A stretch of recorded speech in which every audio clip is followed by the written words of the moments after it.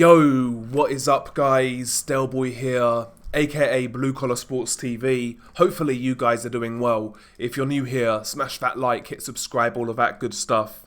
So of course this past weekend, Ryan Garcia, I would say shocked the boxing world by defeating Devin Haney in what was an entertaining fight. Obviously, naturally after such an event in boxing, you know, sometimes we are reactionary in our initial takes or this, that and the third. The dust is settling and I've been thinking about where Ryan Garcia goes from here, and more importantly, will he actually realise his potential? Will he capitalise on this momentum and, you know, dare I say, this redemption? I don't see Ryan Garcia as fully redeemed as of right now because ultimately I don't trust the guy still. But for a lot of boxing fans, he's in their good graces. You know, caused the upset in a really good fight, picked up his career best win. You know, social media was buzzing after the fight. Will Ryan Garcia make good of that momentum? We shall see. Looking at the fight again, I watched it back and I realised how technically unrefined the fight was. I knew that watching it live, obviously, but when you get a second look, you kind of see it for what it is once the hype has died down and you're not watching it with adrenaline. We knew Ryan Garcia going in was technically unrefined. He's a guy who has what I would describe as raw attributes and raw potential. What I mean by that is he's very fast, he's very explosive, he's big, he hits hard. He's got a lot of natural attributes that could make a fighter very, very dangerous. And ultimately, it was those physical attributes that won him this fight. You know, you could see Devin Haney getting dragged into that sort of fight to where he had to match physicality with Ryan Garcia, and he couldn't do it. He didn't have the power, he didn't have the strength, and he couldn't take the shots all that well from Ryan Garcia, you know, without those shots drastically affecting him. We saw Devin Haney's limitations in this fight, from a physical perspective certainly, as well as a tactical and technical perspective, you know. Haney's lack of ability to fight on the inside, Haney being vulnerable when somebody actually punches with him with speed and power, and all around the holes in his defense, as well as lack of punching power, blah. And, you know, Ryan Garcia's physicality really brought those weaknesses out in Devin Haney. However, it's all well and good. It's still a good win for Ryan Garcia, don't get me wrong. I still think Haney is a good fighter that people just overrated. It's a good win, but what we saw from Ryan Garcia, the holes in which he left, are still going to get exposed by a certain level of competition. By a guy who can punch, for example, or by a guy who can himself fight on the inside, and by a guy who can cut the ring off and apply effective pressure.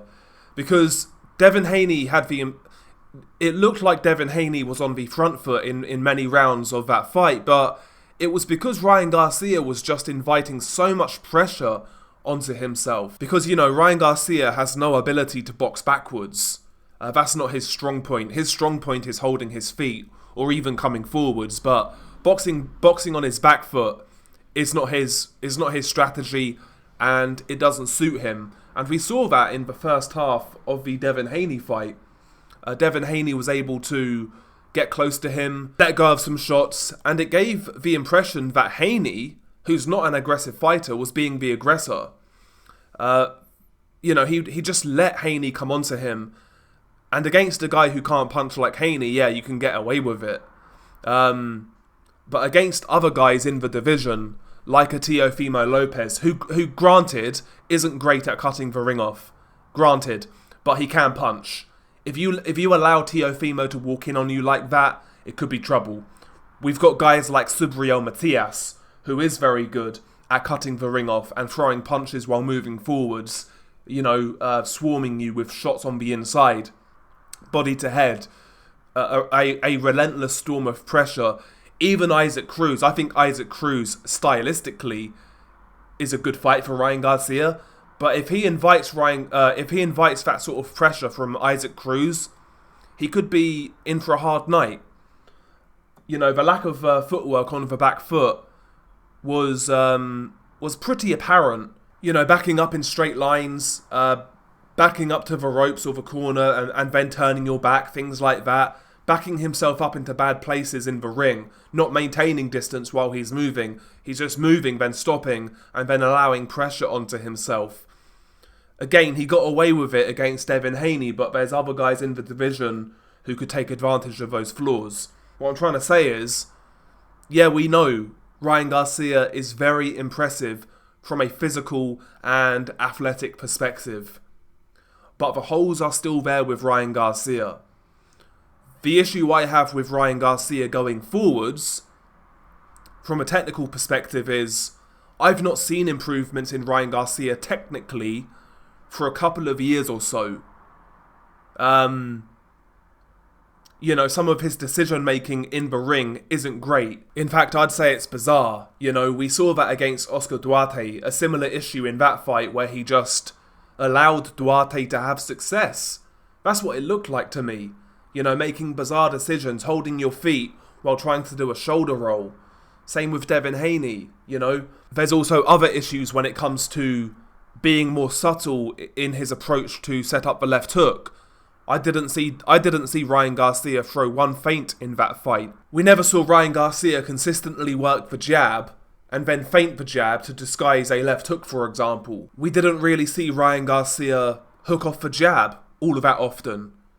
He was just trying to catch Haney coming in or catch him square or hook with him. And it worked. It worked, but it's not always going to.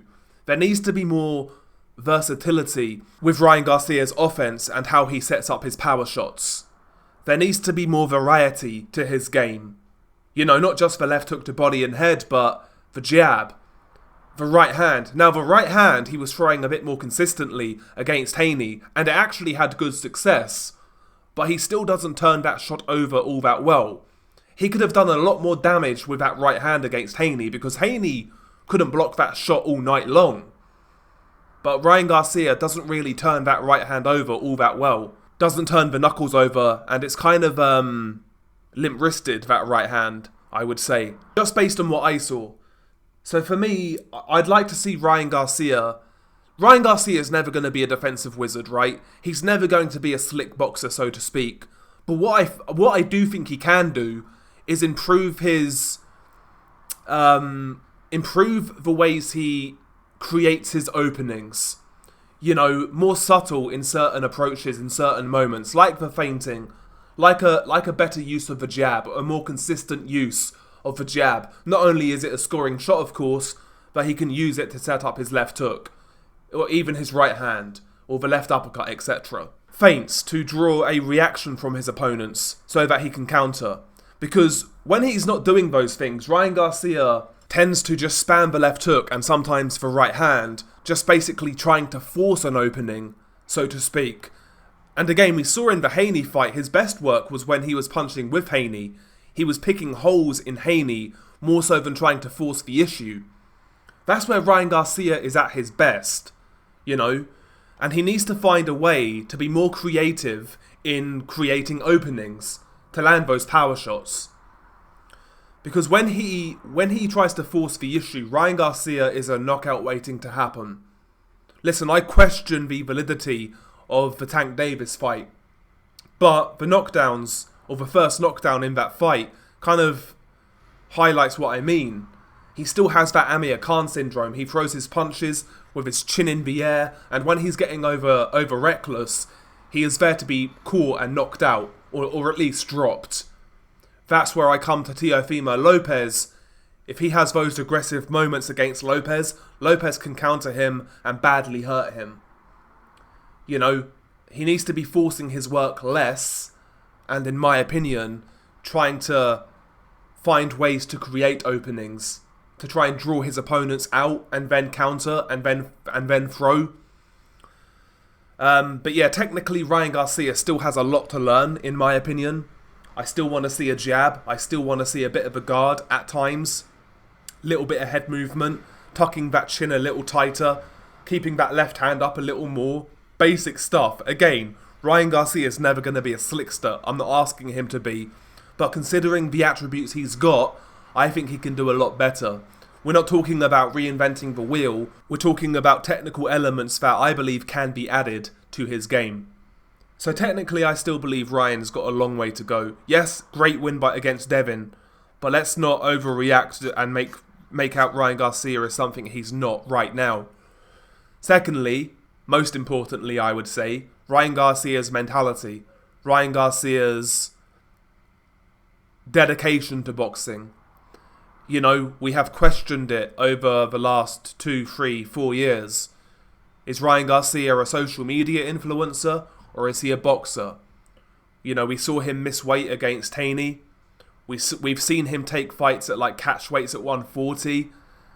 It's always, with Ryan Garcia, listen, he trains hard compared to the average man, obviously.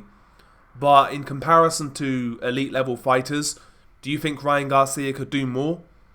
I would say yes, just based on my own intuition. I would say yes. Then, of course, there is the mental element to Ryan Garcia. People have questioned his mentality, even his mental health. You know, leading up to the Devin Haney fight, he was acting kind of crazy. Is he going to be reliable to us boxing fans in delivering these sort of fights? Or is he going to get in his fifis again and take 12 months out, where he doesn't fight anyone, and then he comes back, fights a couple of bums, no big fights? Do we trust Ryan Garcia to get his head down and actually conduct himself like a fighter? That's where I struggle with Ryan Garcia. That's where I struggle. I don't think he's got the mentality to really make good on this opportunity, because this is a great opportunity to really take boxing seriously.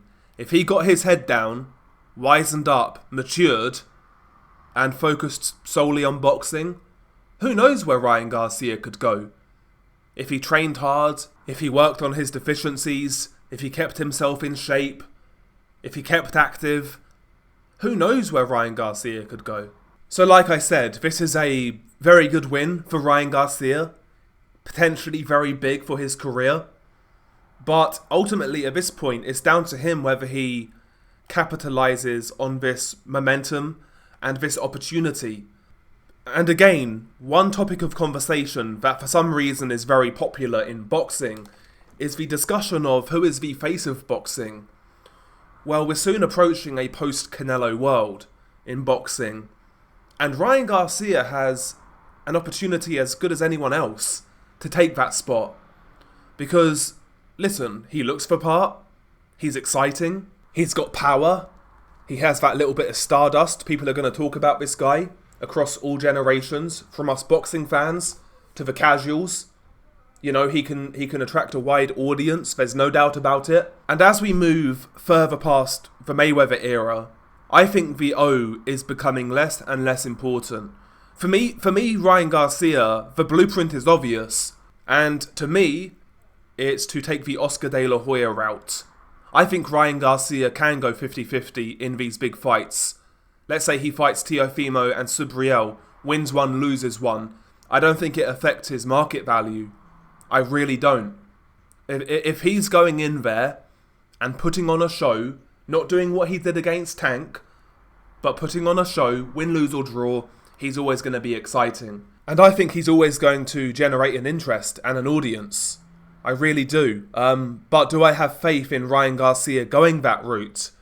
That's the issue. Do I have faith that Ryan Garcia is going to realise what an opportunity this is? No. That's the issue. That's the issue. I'm not trying to take away from Ryan Garcia, but we have to look at his career as a whole. We have to look at his behaviour, how he's conducted himself over the years. And when you consider that, it leaves room for doubt.